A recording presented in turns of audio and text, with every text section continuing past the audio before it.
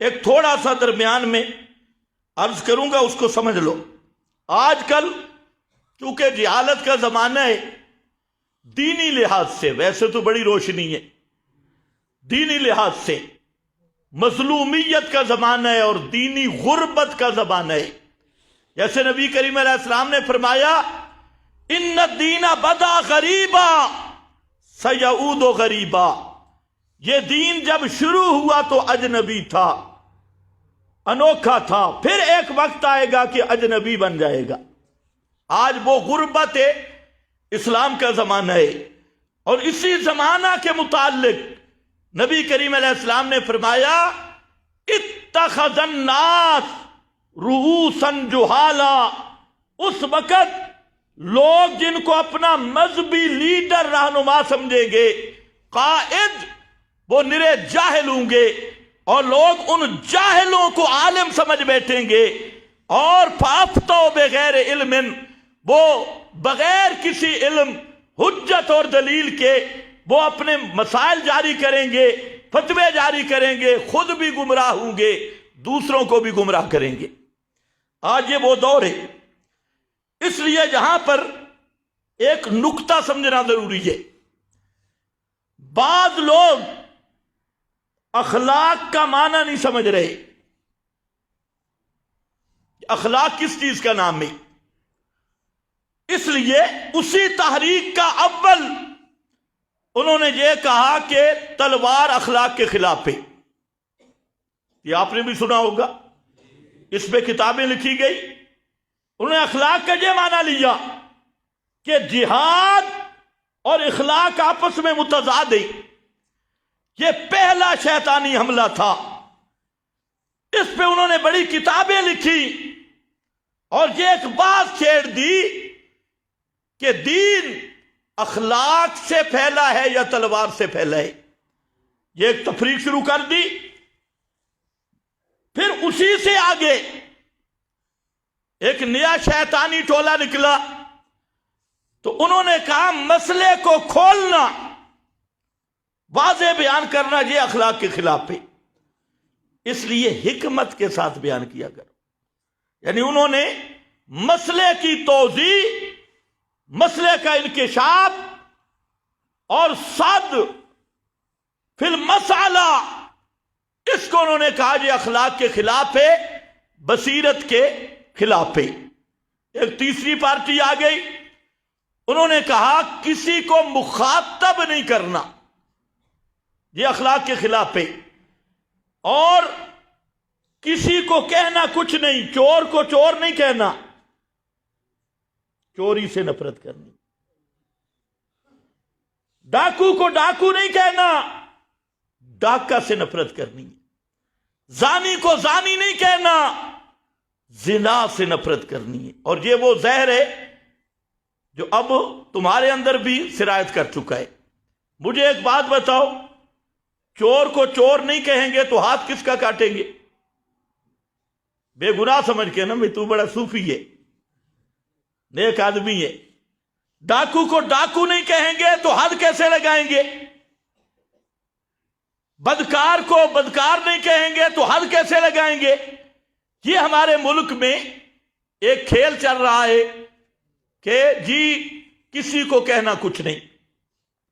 تو سب سے پہلی یہ بات سمجھو کہ اخلاق کس چیز کا نام ہے، اخلاق کیا ہے۔ میں دو باتوں میں انشاءاللہ جو منیب ہیں وہ سمجھ جائیں گے۔ سب سے بڑا اخلاق کے عظیم والی ہستی کون ہے؟ بولو، اس میں کوئی شک ہے؟ سب سے بڑا اخلاق نبی کریم صلی اللہ علیہ وسلم کا، جن کو قرآن نے کہا اِنَّكَ لَعَلَىٰ خُلُقٍ عَظِيمٍ، سب سے، اور فرمایا اُتَمِّمُ بُعِثْتُ لِأُتَمِّمَ مَكَارِمَ الْأَخْلَاقِ، میری بعثت کے مقاصد میں سے ایک مقصد ہے کہ میں اخلاقیات کو پورا کروں اور اخلاق کا اتمام کروں، اخلاق کو پھیلاؤں۔ یہ پیغمبر کریم کی بعثت کے مقاصد میں سے ہے۔ اب ذرا آؤ، وہ اخلاق کیا ہے؟ حضرت عائشہ صدیقہ سے پوچھنے والے نے پوچھا کہ پیغمبر کریم کا اخلاق کیا ہے؟ فرمایا کان خلقہ القرآن، نبی پاک علیہ السلام کا اخلاق کیا تھا؟ بولو کیا تھا؟ قرآن۔ یہ پورا قرآن میرے نبی کا اخلاق ہے، لیکن لوگوں کو سمجھ نہیں آتی۔ جہاں ایک ہے اخلاق اور وہ ہے میرے نبی کا اخلاق، قرآن ہے۔ اچھا، اخلاق کا یہ جو مفہوم آج کل سمجھا گیا ہے، بھائی ہر ایک کے سامنے دانت نکالو، کہیں دانت نکالنا جنازہ بھی نکال دیتے، جدھر بھی جاؤ آگے دانت نکالو۔ نہیں میرا بھائی، اخلاق کا مطلب یہ ہے جہاں غصہ کرنے کا مقام ہے وہاں غصہ کرنا ہے، جہاں پیار کرنے کا مقام ہے وہاں پیار کرنا ہے، جہاں دعوت کا مقام ہے وہاں دعوت دینی ہے، اور جہاں قتال کا میدان ہے وہاں ہتھیار پکڑ کے جہاد کرنا ہے۔ فَضَرْبَ الرِّقَابِ، موٹیاں موٹیاں گردناں کٹنیاں، فَضَرْبَ الرِّقَابِ، یہ قرآن ہے۔ اور جہاں مقام غیرت ہے وہاں غیرت کا اظہار اخلاق ہے، جہاں مقام محبت ہے وہاں محبت کا اظہار اخلاق ہے، جہاں لڑائی کا مقام ہے وہاں پر لڑائی میں ڈٹ جانا اخلاق ہے۔ سمجھے کہ نہیں سمجھے؟ اخلاق میں غصہ تو نہیں ہوتا نا۔ مسلم شریف کی حدیث صحابی بیان کرتا ہے کہ اذا خطب، نبی کریم صلی اللہ علیہ وسلم جب تقریر کرتے، اشتد غضبہ، آپ کا غصہ سخت ہو جاتا، کأنہ منذر جعل صوتہ، آپ کی آواز بلند ہو جاتی، غصہ عروج پہ ہوتا، کأنہ منذر جیش، جیسے آپ کسی مد مقابل لڑائی والے لشکر کیا انذار کر رہے ہیں اور اس سے آگاہ کر رہے ہیں، اس حیثیت میں آپ خطبہ دیتے۔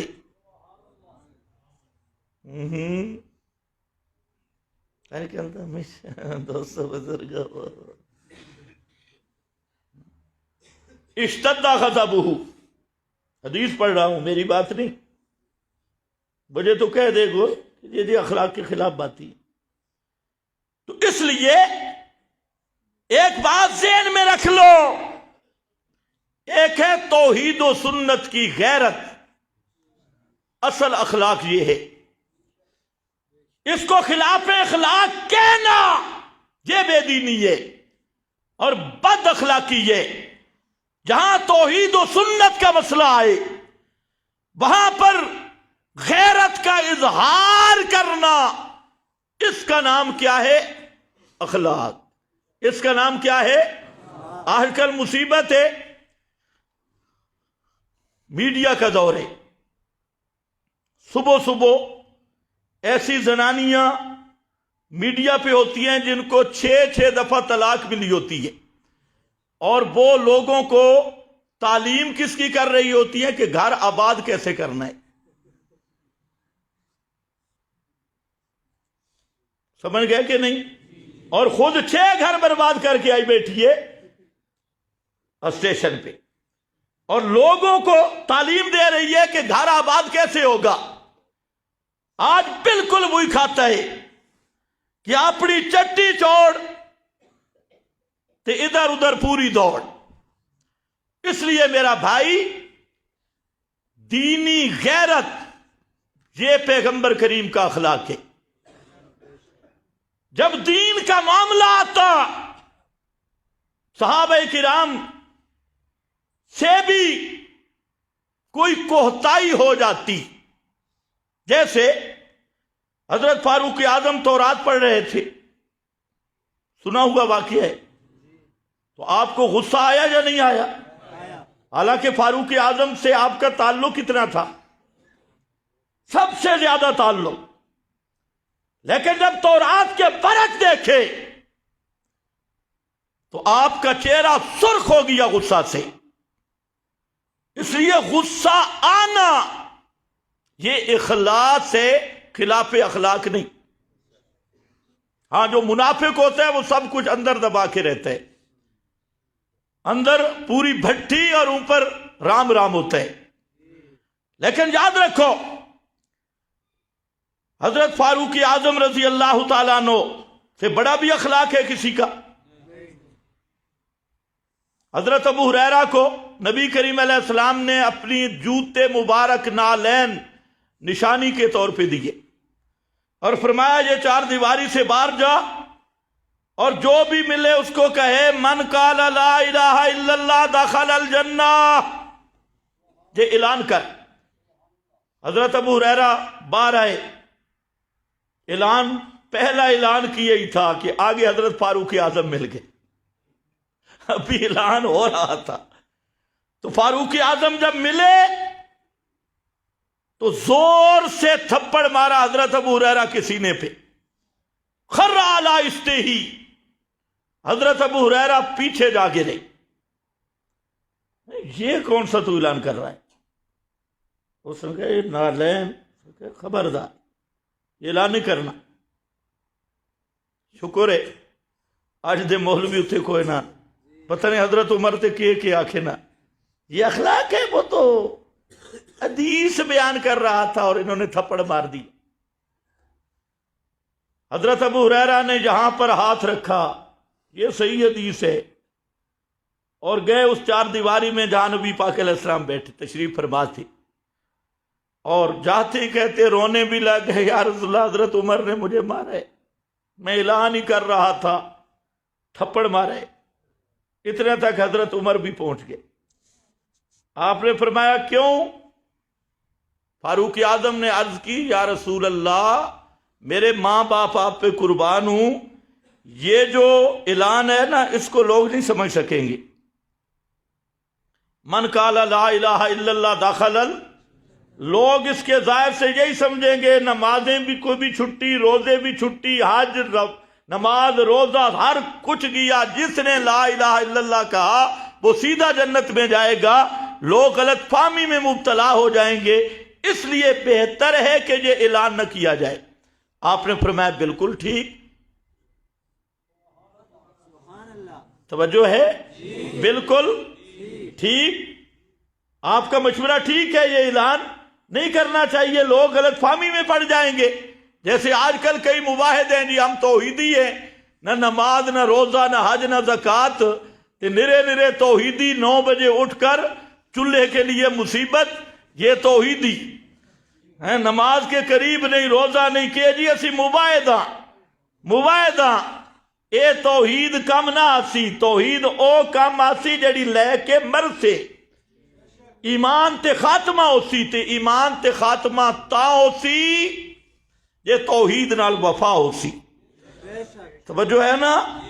لیکن آپ دیکھیں جی حضرت فاروق اعظم کی کیا تھی؟ دینی غیرت تھی. یہ اخلاق کے خلاف نہیں تھا. جہاں دین کا حضرت نبی کریم علیہ السلام نے اپنے کمانڈو کا اجلاس طلب کیا، بڑے بڑے فوجی جرنیل مجاہدین، اس میں آپ نے ایک بات کی کہ مکہ پہ چڑھائی کریں گے. خفیہ میٹنگ تھی. ان میں ایک صحابی تھا حضرت حاتب، بڑا مخلص صحابی. توجہ ہے نا؟ وہ بیٹھا تھا، اس کے بیوی بچے مکہ میں تھے. اس نے دیکھا کہ اب وقت بڑا کم رہ گیا، میں تھوڑا مکہ والوں پر احسان کر دوں تاکہ میرے بیوی بچے محفوظ رہیں. ایسے موقع پہ کہ مسلمانوں کو نقصان بھی نہ ہو اور میں ایسی خبر بھیج دوں کہ جس خبر کے بعد وہ تیاری کے موقع بھی ان کو نہ ملے، لیکن میرا ایک احسان بھی ہو جائے گا اور میرے بیوی بچے محفوظ رہیں گے. تو حضرت حاتب نے خط لکھ دیا آخری ایام میں چڑھائی سے پہلے. نبی کریم علیہ السلام کو اللہ نے خبر دے دی کہ خط جا رہا ہے. آپ صلی اللہ علیہ وسلم نے حضرت علی المرتضیٰ کو بلایا اور ایک صحابی کو، فرمایا جاؤ ایک عورت کے پاس خط ہوگا اور وہ اتنی مسافت پہ چلی گئی کہ اگر آپ چلیں تو فلاں مقام پہ آپ کو مل جائے گی، یعنی رفتار اس کی جس رفتار سے جا رہی ہے وہ خط لے کے آؤ. حضرت علی المرتضیٰ گئے، 7 صحابی تھے، وہاں خاک مقام پہ پہنچے، وہ عورت جا رہی تھی، انہوں نے پکڑ لی، انہوں نے کہا ذرا خط نکال. اس نے کہا خدا کی قسم میرے پاس کوئی خط نہیں. اب ذرا خیال کرنا اور مولویوں کو بھی سمجھا دینا، میں تو حیران ہوں کہ یہ مولوی کس مدرسے کے پڑھے ہوئے. حضرت علی نے فرمایا خط نکال. اس نے کہا جی کوئی خط نہیں. فرمایا خط نکال ورنہ لأجردنک تیرے سارے کپڑے اتار لوں گا.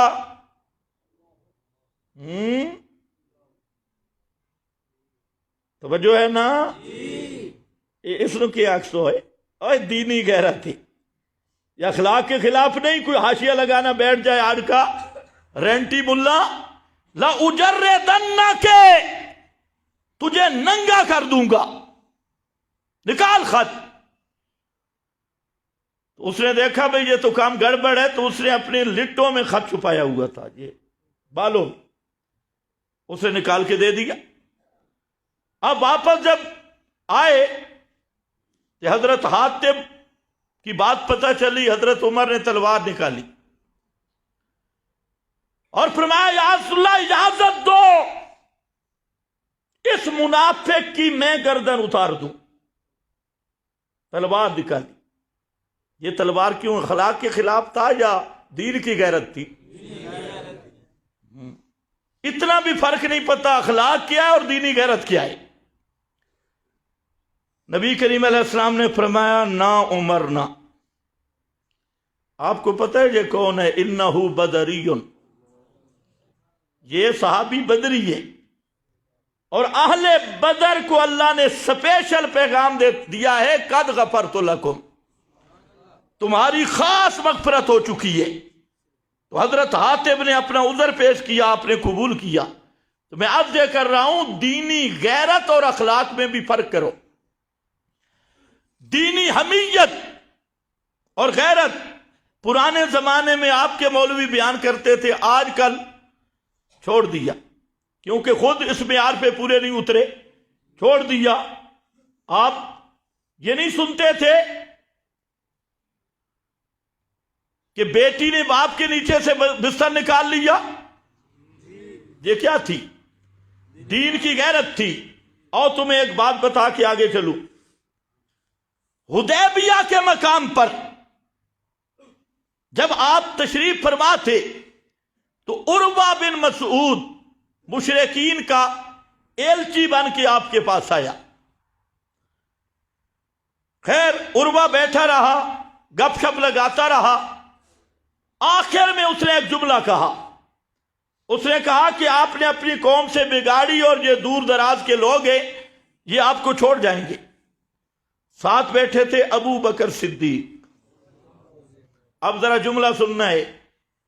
فرمایا عروہ امسس بزر اللات، جا اپنے لات بابے کی شرمگاہ کو چاٹ. ترجمہ سمجھ آئے؟ یہ بھی ذرا پردے والا ترجمہ کر رہے ہیں. جو پورا ترجمہ کیتا جاوے تو لگ پتا ویسی. امسس بزر اللات، جا اپنے لات مشکل کشا کی فرجی اس کی شرمگاہ کو زبان سے چاٹو. ہم کبھی محمد مصطفیٰ کو نہیں چھوڑ سکتے. شکر ہے. اب اس کو کیا کہو گے جی؟ اخلاق کے خلاف ہے یا دینی غیرت ہے؟ بولو. یہ ہے دین کی غیرت، توحید کی غیرت، اور یہ غیرت مقصود ہے۔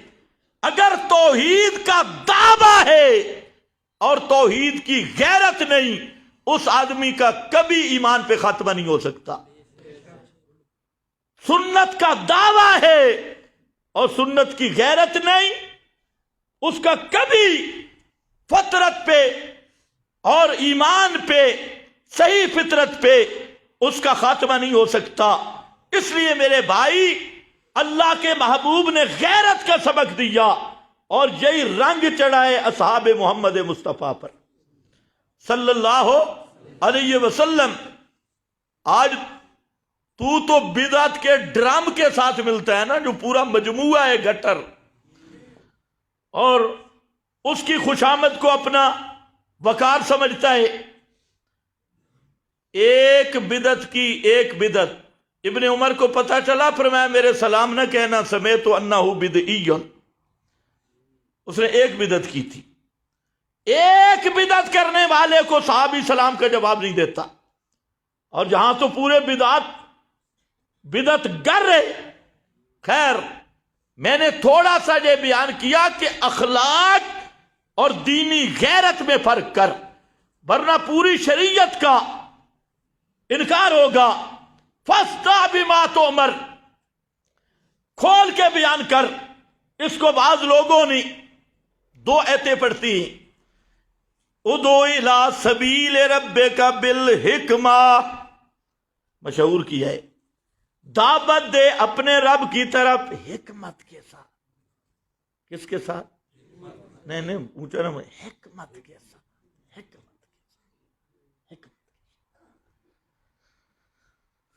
اللہ ان کو ہدایت دے۔